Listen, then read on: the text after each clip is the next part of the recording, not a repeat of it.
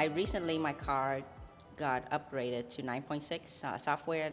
The settings that you set for the drive aids, most of them have been saved, which previously, every time you get into the car, you have to make the selection for your drive aids every time.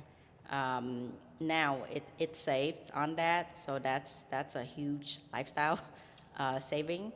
I'm not sure how it feels for other people. Even there's another feature that I really like with the 9.6 update is the Key FOB Linking.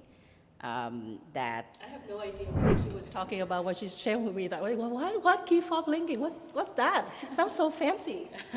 So the Key FOB Linking is if you have multiple drivers of the VF8, you can set like key fob number one.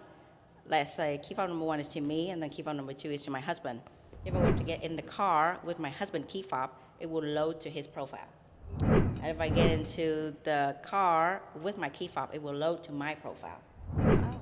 But back then, before the 9.6, you get in the car, you have to select the profile, potentially enter your password as well. So, it takes a little bit.